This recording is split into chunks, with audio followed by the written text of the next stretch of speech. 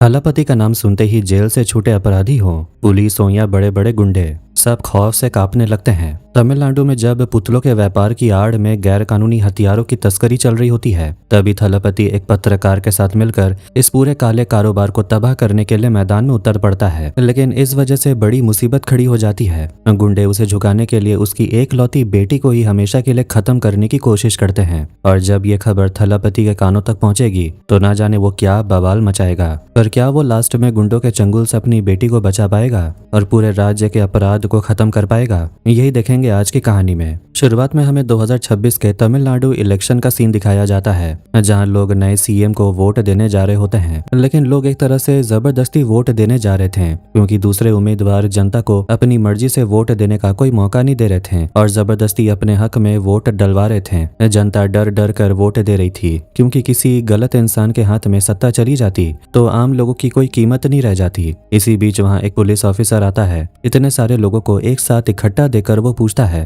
कि वो सब यहाँ क्यों खड़े हैं और वोट देने क्यों नहीं जा रहे हैं। यहाँ हमें पता चलता है कि इससे पहले जिन लोगों ने अपनी मर्जी से वोट देने की कोशिश की थी, विपक्षी उम्मीदवार के गुंडों ने कई लोगों के हाथ तक काट दिए और सारे वोट अपने नाम कर लिए। इसलिए सब डरे हुए थे। तभी एक छोटी बच्ची पुलिस के पास आकर कहती है कि वो तो स्कूल जाने से भी डर रही है, तो वोट कैसे देंगे। छोटी बच्ची की बात सुनकर पुलिस उसके सामने आता है और कहता है डरने की कोई बात नहीं। जब उसे खुद किसी चीज से डर लगता है तो वो एक इंसान की कहानी याद करता है और उसकी याद आते ही उसका सारा डर गायब हो जाता है और अंदर हिम्मत आती है। इसके बाद पुलिस उस इंसान की कहानी सबको सुनाने लगता है। यहाँ से सीन 2013 में शिफ्ट होता है, जहाँ एक जेल में हमें बहुत सारे अपराधी दिखाई देते हैं जो खुद ही सरेंडर करने जेल आए हैं। नारायण नाम का एक पुलिस वाला रजिस्टर में सबके नाम लिख रहा था। नारायण पहले श्रीकांत नाम के दूसरे पुलिस ऑफिसर को कॉल करके बताता है कि 20 लोग सरेंडर करने आए हैं, क्या उन्हें अरेस्ट कर ले या श्रीकांत का इंतजार करें। श्रीकांत बताता है कि उसे आने में थोड़ा लेट हो जाएगा, इसलिए वो सबको अरेस्ट कर ले। इतना कहकर श्रीकांत कॉल काट देता है। लेकिन अचानक श्रीकांत के दिमाग में आता है कि इतने सारे लोग बिना किसी वजह के खुद सरेंडर करने क्यों आएंगे। इसके पीछे जरूर कोई ना कोई बड़ी वजह है। इसलिए श्रीकांत दोबारा नारायण को कॉल करता है। तब तक हमें पता चलता है कि श्रीकांत का शक बिल्कुल सही था। वो गुंडे जेल के अंदर एक बड़े बिजनेसमैन का मर्डर करने घुसे थे। ये खबर सुनते ही सारे पुलिस वाले उन्हें रोकने को तैयार हो जाते हैं। श्रीकांत भी बिना देर किए जेल की तरफ भागता है और नारायण से पूछता है वहाँ के हालात कैसे हैं। यहाँ हम देखते हैं कि इतना सब होने के बाद भी नारायण एकदम रिलैक्स था और श्रीकांत से आराम से आने को बोलता है। उसकी बात सुनकर श्रीकांत हैरान हो जाता और पूछता है क्यों। तब नारायण हंसकर बोलता है कि गुंडे सी ब्लॉक की तरफ जा रहे हैं। ये सुनकर श्रीकांत पूछता है सी ब्लॉक में कौन है। नारायण बताता है थलापति। उधर हम गुंडों को देखते हैं जो उस बिजनेसमैन को मारने के लिए तेजी से आगे बढ़ते हैं, लेकिन इससे पहले कि वो उस तक पहुंच पाते कोई आकर एक एक करके सारे गुंडों को पीटना शुरू कर देता है। वो कोई और नहीं थलापति ही है। वो हीरो स्टाइल में एंट्री मारकर सारे गुंडे को पीट पीट कर अधमरा कर देता है, जिसकी वजह से सारे पुलिस वाले भी आराम से खड़े तमाशा देखते रहते हैं। यहाँ थलापति सबको मारकर कहता है कि उन्होंने उसके दादू की नींद खराब कर दी, इसलिए अब उन्हें ही दादू को सुलाना पड़ेगा। ये सुनकर सारे गुंडे डर के मारे दादू को सुलाने चले जाते हैं। थलापति भी उनके सामने बैठ जाता है। दादू अब गुंडे को लोरी गाने को बोलते हैं। गुंडे गाना गाने लगते हैं और उस गाने की ताल पर वहां मौजूद बाकी सब लोग नाचने लगते हैं। लेकिन थलापति एक गुंडे को मारकर कहता है कि उसे सुलाने का गाना गाने को कहा था, यहाँ तो सब नाच रहे हैं। इसके बाद दूसरा गुंडा गाना गाता है और कुछ ही देर में दादू सो जाते हैं। ये सब देखकर राहत की सांस लेते हैं और थलापति से माफी मांगते हैं। लेकिन तभी गुंडे की एक और टीम वहां आ जाती है। ये देखकर पुराने गुंडे उन्हें चुप रहने का इशारा करते हैं, लेकिन नए गुंडों को थलापति के बारे में कुछ पता ही नहीं था, इसलिए वो सीधे थलापति पर हमला करने के लिए दौड़ते हैं। इस बार भी थलापति पहले की तरह सबको पीट पीट कर अधमरा कर देता है। डर के मारे अब सारे गुंडे खुद ही पुलिस के पास भागते हैं और सचमुच सरेंडर कर देते हैं। लेकिन कहानी यही खत्म नहीं होती। जेल के भीतर भी थलापति के कई दुश्मन थे, इसीलिए वो उस पर हमला कर देते हैं। लेकिन हमारा हीरो थलापति अपने साथियों के साथ मिलकर सबको पीट कर भगा देता है। ये सब श्रीकांत बाहर खड़ा होकर देख रहा था। वो बिजनेसमैन थलापति के पास आकर उसे धन्यवाद देता है। वो उसकी ऐसी ताकत देकर श्रीकांत के मन में उत्सुकता जागती है इसीलिए वो थलापति की फाइल निकालकर उसकी पुरानी जिंदगी के बारे में जानने की कोशिश करता है। उधर थलापति को दिखाया जाता है जो श्रीकांत की बेटी विजी के साथ खेल रहा था। विजी थलापति की फाइटिंग देखकर बहुत खुश होती है और उसे सुपरमैन नाम दे देती है। श्रीकांत को पता चलता है कि थलापति अपनी माँ के कारण जेल में है। उसकी माँ आखिरी सांसें गिन रही थी और सिर्फ थलापति से मिलने का इंतजार कर रही थी। श्रीकांत जेल के नियम तोड़कर थलापति को हॉस्पिटल ले जाता है। माँ अपने बेटे को देखते ही दम तोड़ देती है। थलापति का दुख देखकर विजी कहती है, मैं आपकी माँ बन जाऊंगी। थलापति भावुक हो जाता है। इसके बाद विजी रोज जेल जाकर थलापति के लिए खाना लाती है। एक दिन थलापति विजी की आर्मी ड्रेस वाली फोटो देखता है। श्रीकांत बताता है कि विजी की स्वर्गीय माँ का सपना उसे आर्मी ऑफिसर बनाना था, लेकिन माँ की मौत के बाद से विजी तेज आवाज से डर जाती थी। उसे पैनिक अटैक आता था, इसीलिए उसका आर्मी में जाना मुश्किल है। थलापति उसे हिम्मत देने का फैसला करता है। अब सीन अफ्रीका का आता है, जहाँ खतरनाक अपराधी हिमलर उसे फांसी की सजा मिलने वाली थी, लेकिन हिमलर तो जेल में ही गदर मचा देता है। वो अकेले कई लोगों को मार गिराता है। उसकी टीम महल तबाह कर देती है और वो राष्ट्रपति को ही फांसी पर लटका देता है। फिर एम लोगों वाले एक गुप्त ऑफिसर से बात करके वो अपने अगले खतरनाक प्लान की तैयारी करते हैं। कहानी वापस आती है। थलापति को पता चलता है कि उसे माँ से मिलाने के कारण श्रीकांत की नौकरी चली गई, लेकिन जाने से पहले श्रीकांत ने थलापति को रिहा करवा दिया। थलापति सीधे श्रीकांत के घर जाता है। विजी बीमार थी, इसलिए थलापति उसकी देखभाल की जिम्मेदारी ले लेता है, लेकिन रास्ते में श्रीकांत का एक्सीडेंट हो जाता है। मरने से पहले वो विजी की जिम्मेदारी थलापति को सौंप देता है। थलापति उसे पिता की तरह पालता है और उसका डर भगाने के लिए ट्रेनिंग देता है। वक्त बीतता है, विजी बड़ी हो जाती है। एक दिन विजी अपनी सहेली के साथ मूवी जाने निकलती है।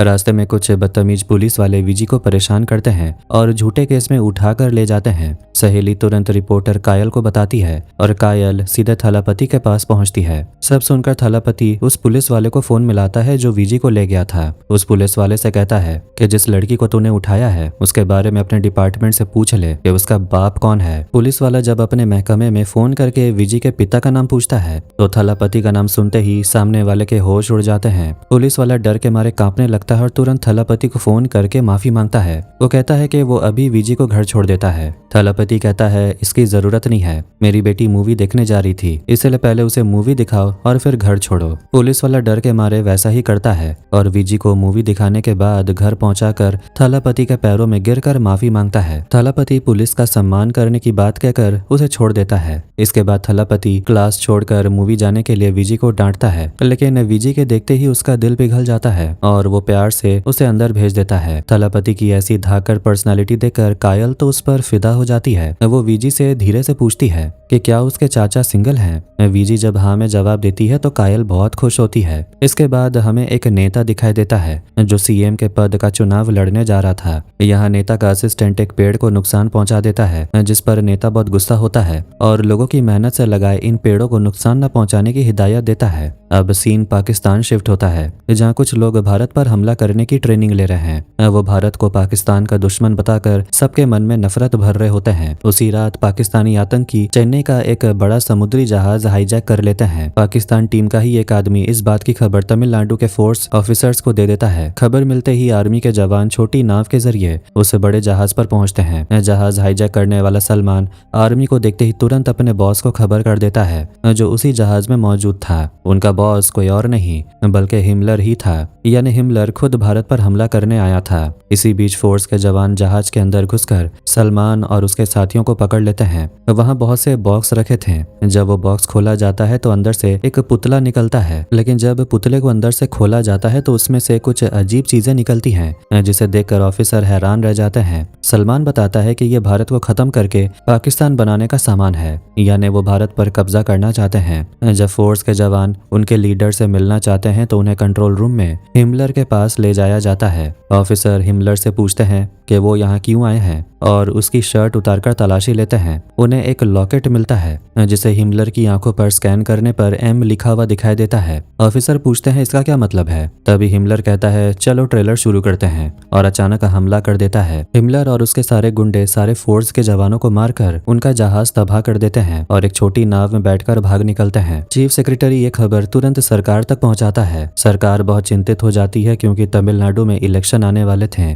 और इस वक्त पाकिस्तान से जुड़ा कोई मुद्दा उठा तो मुस्लिम वोट बैंक हाथ से निकल सकता था। पाकिस्तान भी इस हमले की जिम्मेदारी लेने से साफ मना कर देता है। यहाँ पता चलता है कि जिस नेता को हम अभी तक अच्छा समझ रहे थे वो भी हिमलर के साथ मिला हुआ था, यानी भारत को तबाह करने के हिमलर के प्लान में देश का ही नेता शामिल था। दूसरी तरफ थलापति और वीजी को दिखाया जाता है। थलापति पिछले 3 सालों से वीजी के पीछे घूम रहा था ताकि वो आर्मी ऑफिसर के एप्लीकेशन फॉर्म पर साइन कर दे, लेकिन वीजी डर की वजह से साइन करने को तैयार ही नहीं होती। फिर भी थलापति उसे लगातार ट्रेनिंग देता रहता है। एक दिन कायल थलापति की दुकान पर आती है। थलापति उसे आंटी कहकर बुलाने लगता है, जिससे कायल चिढ़ जाती है और उसे नाम से बुलाने को बोलती है। तभी दुकान में 2 बच्चों के बीच झगड़ा हो जाता है। कायल बड़े प्यार से उनका झगड़ा सुलझा देती है। ये देखकर थलापति के दिमाग में एक आइडिया आता है और वो कायल का हाथ पकड़ लेता है। कायल को लगता है कि थलापति उसे प्रपोज करने वाला है और वो शर्माने लगती है, लेकिन थलापति कहता है कि वीजी फॉर्म पर साइन नहीं कर रही, क्या वो उसे समझाकर साइन करवा सकती है। कायल इसके लिए मान जाती है। कायल बहुत कोशिश करती है पर वीजी मना कर देती है। तब कायल वीजी को एक आइडिया देती है कि वो अभी फॉर्म पर साइन कर दे और बाद में फिजिकल टेस्ट में जानबूझकर फेल हो जाए। इससे उसका चाचा फिर कभी उस पर दबाव नहीं बना पाएगा। वीजी को ये आइडिया पसंद आता है और वो साइन कर देती है। थलापति बहुत खुश हो जाता है और सब मिलकर सेलिब्रेट करते हैं। एक मेले में मजा करते वक्त अचानक वीजी की नजर एक डॉल पर पड़ती है। वो पुतले को छीनने लगती और अजीब बर्ताव करने लगती है। दरअसल ये वही पुतला था जिसके अंदर हथियार छुपाकर तस्करी की जा रही थी। हिमलर और उसके लोग ऐसे हजारों पुतलों के जरिए भारत में हथियार सप्लाई कर रहे थे। इनमें से एक हथियार सीआईडी के हाथ लग जाता है। जांच करने पर पता चलता है कि ये पुतले एक चाइनीज कंपनी ने बनाए हैं। छानबीन के दौरान अफ्रीका में हुए एक हमले के बारे में पता चलता है और वहाँ की एक औरत ऑफिसर से संपर्क करती है। वो बताती है कि उनके अफ्रीका के बड़े गुंडे जॉन व्हीलर, जो कि हिमलर का ही दूसरा नाम है, उसने हर जगह हमला किया था। वो औरत हिमलर के जुल्मों के सारे सबूत भारत के ऑफिसर्स को देती है और चेतावनी देती है कि भारत में कुछ बड़ा होने वाला है। तभी हिमलर के आदमी और एक बिकाऊ पुलिस वाला वहाँ घुसकर हमला कर देते हैं। एक वैज्ञानिक किसी तरह जान बचाकर भागता है। बाहर आकर पुलिस वाले झूठ फैला देते हैं कि वैज्ञानिक पाकिस्तान का दलाल था और सारे सबूत लेकर भाग गया। उधर अफ्रीका में हिमलर के गुंडे उस औरत को भी मार देते हैं। वीजी को हिप्नोथेरेपी दी जाती है जिससे सच सामने आता है। बचपन में गुंडों ने वीजी के सामने ही उसकी माँ को जिंदा जला दिया था क्योंकि माँ ने उनके पुतले देने से मना कर दिया था। इसी वजह से वीजी को खौफ रहने लगा था। ये सुनते ही थलापति वीजी की माँ के कमरे से वही पुतला ढूंढ निकालता है। पुतले को खोलने पर अंदर से एक गन के पार्ट्स मिलते हैं। कायल बताती है कि अफ्रीका में भारत से 50 लाख ऐसे पुतले मंगवाए गए हैं जिनके अंदर छुपाकर लाखों हथियार देश में लाए जा चुके हैं। इनमें कई पुराने गुंडे और बड़े नेता शामिल हैं। थलापति समझ जाता है कि देश पर बड़ा हमला होने वाला है। इसी बीच एक घायल आदमी वीजी को हिमलर के गुप्त प्लान की फाइल देकर सीएम तक पहुंचाने को बोलता है। वीजी फाइल सीएम को देती है। ये खबर मिलते ही हिमलर वीजी को मारने का ऑर्डर दे देता है। अगले दिन कार्तिक के पापा शादी पर भारी दहेज मांगते हैं और वीजी की पढ़ाई बंद करने को बोलते हैं। गुस्सा होकर थलापति उन्हें घर से भगा देता है और कहता है कि वीजी पहले आर्मी ऑफिसर बनेगी। इस बात पर कार्तिक और वीजी दोनों उससे नाराज हो जाते हैं और वीजी उससे बात करना बंद कर देती है। उधर हिमलर के गुंडे वीजी को मारने आते हैं पर थलापति के खौफ से भाग जाते हैं। अतीत में थलापति अकेले 30 गुंडों को काट चुका था, इसलिए कोई उसके सामने आने की हिम्मत नहीं करता। जब सीधे हमला नाकाम रहता है तो गुंडे कार्तिक के दोस्त को पैसा देकर वीजी को फुसलाने का प्लान बनाते हैं। कॉलेज पहुंचकर थलापति कार्तिक को अकेला देखता है और तुरंत समझ जाता है कि वीजी खतरे में है। कार्तिक का दोस्त वीजी को ले जाकर हिमलर के गुंडे के हवाले कर देता है। गुंडे पहले कार्तिक के दोस्त को मार देते हैं और फिर वीजी पर हमला करते हैं। उस वक्त वीजी को सिर्फ अपने थलापति चाचा की याद आ रही थी। तभी धाकड़ स्टाइल में थलापति की एंट्री होती है। वीजी के चेहरे पर खून देखकर थलापति का गुस्सा 7वें आसमान पर पहुंच जाता है। वो वीजी को एक पिंजरे में सुरक्षित बंद कर देता है और फिर हिमलर के एक एक गुंडे को गाजर मूली की तरह काटने लगता है। तबाही देखकर एक गुंडा तुरंत हिमलर को फोन मिलाता है और बता देता है कि एक अकेला इंसान सबको काट रहा है। हिमलर और गुंडे भेजता है। वो किसी तरह थलापति को घेर लेते हैं और हिमलर को वीडियो कॉल करते हैं। वीडियो कॉल पर थलापति थलापति का चेहरा देखते ही हिमलर के होश उड़ जाते हैं। वो अपने साथ बैठा नेता जॉन रंगासामी पर चिल्लाता है कि तुमने तो कहा था कि वो मर चुका है। नेता डरते हुए कहता है कि उन्होंने उसे मारने की बहुत कोशिश की पर कोई उसे मार नहीं पाया। यहाँ एक सबसे बड़ा ट्विस्ट सामने आता है। हिमलर और थलापति एक दूसरे को बहुत अच्छी तरह जानते हैं। हिमलर का असली नाम अमरेश है और वो कभी भारत का एक ईमानदार पुलिस ऑफिसर हुआ करता था। थलापति वीडियो कॉल पर अमरेश के सामने ही उसके गुंडे को जान से मार देता है और विजी को लेकर चला जाता है। कहानी 2005 में जाती है। अमरेश तमिलनाडु में एक ईमानदार डिप्यूटी कमिश्नर था। उस समय नकली शराब पीने से शहर में कई लोगों की मौत हो जाती है। पीड़ित परिवार और जनता सड़कों पर उतरकर भ्रष्ट नेताओं के खिलाफ विरोध प्रदर्शन करने लगती है। भीड़ को काबू में ना कर पाने पर पुलिस को निहत्थे लोगों पर गोलियां चलाने का आदेश मिलता है। सब भाग जाते हैं लेकिन एक औरत डटी रहती है क्योंकि उसका पति उस शराब से मारा गया था। हालात बिगड़ते देख 2 ऑफिसर को केस सौंपा जाता है, शीला और अमरेश। जांच में पता चलता है कि इस काले कारोबार के पीछे तमिलनाडु का बाहुबली नेता जॉन रंगासामी, मतलब कि वही नेता जो अब हिमलर के साथ है, मिला हुआ है। अमरेश सीधे जॉन को अरेस्ट करने पहुंच जाता है लेकिन जॉन बहुत ताकतवर था। वो अमरेश की वर्दी उतरवा कर उसे आधा नंगा कर देता है और उसकी हालत में सड़क पर फेंक देता है। सब उस पर हंसते हैं। अमरेश अपमानित होकर थाने आता है और वहां के पुलिस वाले भी उस पर हंसते हैं। दूसरी तरफ उस प्रदर्शनकारी औरत की हिम्मत तोड़ने के लिए जॉन का बेटा और उसके गुंडे उस औरत की नन्ही बेटी को उतार कर ले आते हैं और उस पर जुल्म ढाते हैं। वो बच्ची के खून से सने कपड़े माँ के पास फेंकते हैं, फिर भी माँ पीछे नहीं हटती। तब जॉन के गुंडे उस औरत को बीच सड़क पर बेइज्जत करने की कोशिश करते हैं। तभी थलापति की एंट्री होती है। वो आकर सारे गुंडों को काट डालता है और औरत को बचा लेता है। औरत अपनी बेटी को वापस मांगती है। थलापति वादा करता है कि वो उसकी बेटी को सही सलामत लाएगा। थलापति सीधे जॉन को फोन करता है। जॉन उसे धमकी देता है पर थलापति बिना डरे उसे एक गिलास पानी तैयार रखने को बोलता है। थोड़ी देर में जॉन के घर में सीएम की गाड़ी आकर रुकती है। डर के मारे जॉन पानी पी लेता है और बच्ची को छोड़ने के लिए मान जाता है, लेकिन जॉन के नीच गुंडे बच्ची को नग्न हालत में सड़क पर फेंक देते हैं, जिससे थलापति का खून खौल उठता है। अगले दिन जॉन एक पार्टी रखता है जहां मीडिया भी मौजूद थी। थलापति उस औरत को लेकर वहां पहुंचता है। जॉन मीडिया के सामने तो नाटक करता है पर बाद में औरत को थप्पड़ मार देता है और थलापति को धमकाते हुए उस बच्ची का मजाक उड़ाता है। सहन शक्ति खत्म होने पर थलापति सीधे जॉन के बेटे के सीने में चाकू घोंप देता है। गुंडे हमला करते हैं लेकिन थलापति अपने साथ 2 गुने बंदे लाया था। उसके आदमी सबको साफ कर देते हैं। थलापति मौका देखकर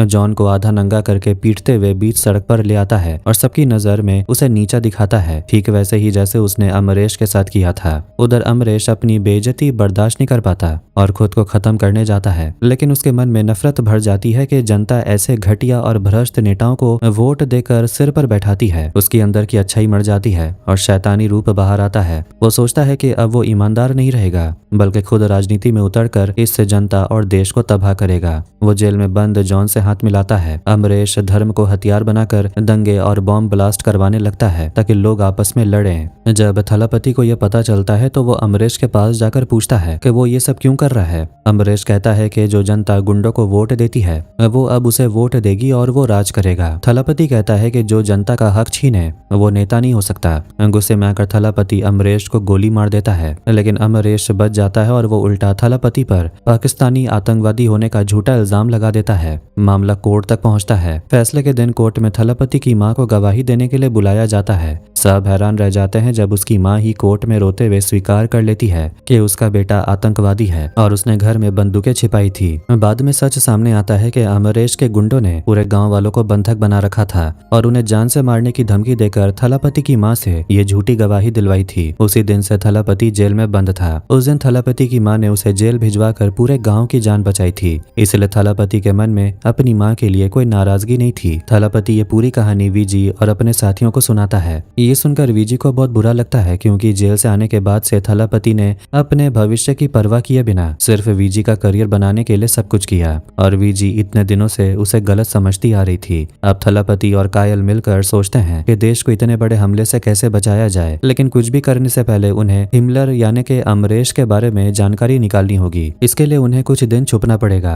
थलापति छुपने के लिए आर्मी ट्रेनिंग एकेडमी चुनता है जहाँ विजी की ट्रेनिंग के बहाने वो हिमलर का पता लगाएंगे। थलापति और घायल विजी को लेकर एकेडमी पहुंचते हैं। वहां का कोच विजी का मजाक उड़ाता है और कहता है कि लड़कियां कमजोर होती हैं और उन्हें सिर्फ घर में खाना बनाना चाहिए। थलापति इसका विरोध करता है। कोच विजी को दौड़ने के लिए बोलता है, लेकिन पैनिक अटैक की वजह से विजी कमजोर पड़ जाती है। इसके बाद कोच एक मेल सोल्जर को विजी से फाइट करने के लिए रिंग में भेज देता है। विजी एक ही घूंसे में गिर जाती है। तभी थलापति रिंग में उतरता है और कुछ ही सेकंड में उस सोल्जर को हरा देता है। कोच हैरान रह जाता है। थलापति कहता है, हिम्मत लड़का या लड़की देखकर नहीं आती, हिम्मत अंदर से आती है। डर खत्म होते ही ताकत दुगनी हो जाती है। तभी वहाँ कुछ लोग एक आदमी और बच्ची को पकड़ कर लाते हैं। वो आदमी बच्ची को गलत नियत से छूता है। ये सुनकर थलापति सन्न रह जाता है। वो एक स्कूल में जाकर बच्चों और माताओं को गुड टच और बैड टच के बारे में समझाता है और कहता है कि अगर कोई गलत नियत से छुए तो उसका हाथ काट कर जेब में रख लो। इसी बीच कार्तिक विजय से मिलने आता है और उसका ब्रेन वॉश करने की कोशिश करता है कि वो ये ट्रेनिंग छोड़कर उसे शादी कर ले। वो कहता है कि उसका चाचा सिर्फ उसका इस्तेमाल कर रहा है, लेकिन इस बार विजी चुप नहीं रहती। वो कहती है कि उसके लिए उसका असली सुपरमैन थलापति ही है, जिसने उसके लिए सब कुछ कुर्बान कर दिया। दूर से ये सुनकर थलापति की आंखों में आंसू आ जाते हैं। उधर हिमलर थलापति के नाव पर हमला करने का प्लान बनाता है। जॉन और गुंडे गांव पहुंचते हैं, पर पूरा गांव खाली मिलता है। जॉन एक मंदिर के पास पहुंचता है जहां सिर्फ एक औरत बैठी थी। गुंडे उसकी बेइज्जती करते हैं तो देखते हैं कि उसकी बाह पर थलापति का टैटू बना हुआ था। तभी पूरा गांव मशाले लेकर गुंडों को घेर लेता है। थलापति भी वहां पहुंचता है। वो जॉन को मारने के बजाय उल्टा एक गुप्त जगह ले जाता है और हिमलर के प्लान के बारे में पूछता है। जॉन सच उगलता है। उस दिन थलापति की गोली से अमरेश मरा नहीं था। जॉन ने उसका इलाज कराकर उसे अफ्रीका भेज दिया और भारत में उसे मृत घोषित करवा दिया ताकि थलापति पर सारा इल्जाम आ जाए। अफ्रीका जाकर अमरीश ही हिमलर बन गया। हिमलर ने अफ्रीका में भी पहले धर्म के नाम पर दंगे करवाए, लोगों को आपस में लड़वाया और मुफ्त में हथियार बांट दिए ताकि लोग एक दूसरे को मारें। आखिर में उसने वहां के राष्ट्रपति को मारकर कब्जा कर लिया और अब वही ऑपरेशन वो भारत में दोहराने वाला है, जैसे भारत में धर्म के नाम पर दंगे भड़केंगे और वो कब्जा कर लेगा। जॉन बताता है कि यह हमला आज ही होने वाला है। तभी हिमलर के आतंकी डीजीपी ऑफिस पर हमला कर देते हैं जहां सीएम और बड़े नेता मौजूद थे। हिमलर सीएम को बंधक बना लेता है और चीफ सेक्रेटरी शीला के सामने 3 शर्तें रखता है। सारे पुलिस ऑफिसर थानों में बंद रहेंगे, देश का नेटवर्क खुला रहेगा। हिमलर के पास एडवांस रोबोट्स और ड्रोन्स थे। जैसे ही आर्मी के जवान आगे बढ़ते हैं, वो एडवांस रोबोट्स मिनटों में सैकड़ों जवानों को गोलियों से भून देते हैं। हिमलर अंदर बैठकर रिमोट से बिल्कुल एक गेम की तरह ये सब कुछ कंट्रोल कर रहा था। साथ ही हिमलर अपने सारे दूसरे प्लान के तहत मंदिरों मस्जिदों पर हमले करवाता है और न्यूज में दिखाता है कि हिंदू मुसलमान आपस में लड़ रहे हैं। दूसरी तरफ थलापति वैज्ञानिक खलील को ढूंढ निकालता है। खलील उसे एक सीक्रेट बंकर में ले जाता है जहां हिमलर के रोबोट्स का मुकाबला करने के लिए बुलेट प्रूफ गाड़ियां और एडवांस हथियार रखे थे। थलापति बुलेट प्रूफ गाड़ी में बैठकर निकल पड़ता है। उधर शीला खुद हिम्मत हारकर हिमलर के पास जाने का नाटक करती है। दूसरी तरफ खलील और साइंटिस्ट की टीम रोबोट्स का कंट्रोल हैक कर लेती है। रोबोट्स आपस में ही एक दूसरे को दुश्मन मानकर एक दूसरे को तबाह कर देते हैं। थलापति विजी को साथ लेकर डीजीपी ऑफिस के अंदर घुसता है ताकि वो विजी का डर हमेशा के लिए निकाल सके।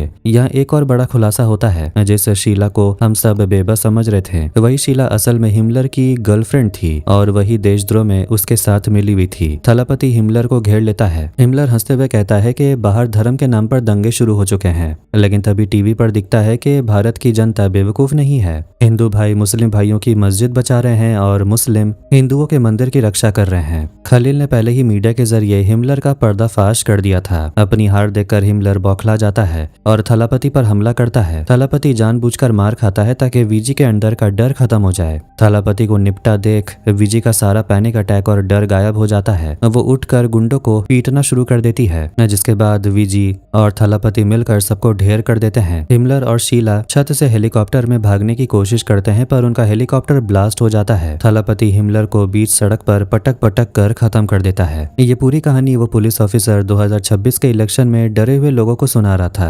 थलापति की ये साहसी कहानी सुनते ही लोगों के अंदर का सारा डर गायब हो जाता है। जब गुंडे जनता को रोकने आते हैं तो लोग डरने के बजाय हथियार और लाठियां उठाकर गुंडों को खदेड़ देते हैं। जनता बिना किसी खौफ के अपनी मर्जी से सही उम्मीदवार को वोट देती है। वहाँ थलापति भी अपना वोट डालकर बाहर निकलते हैं और देशवासियों को एक संदेश देता है, अगर देश को बदलना है अन्याय और अत्याचार खत्म करना है तो सबसे पहले हमें खुद बदलना होगा और सही इंसान को चुनकर वोट देना होगा। इसी के साथ ये कहानी यहीं पर खत्म होती है। ये तमिल सुपरस्टार थलापति विजय की राजनीति में कदम रखने से पहले की आखिरी फिल्म की कहानी थी, जिसमें वोट और सही नेता चुनने का संदेश दिया गया था और लोगों ने वोट देकर नेता चुन लिया। खैर, वीडियो को यहीं पर एंड करते हैं। वीडियो अच्छा लगा तो वीडियो को लाइक कर दें और चैनल को भी सब्सक्राइब कर दें। मिलते हैं नेक्स्ट वीडियो में। Take care.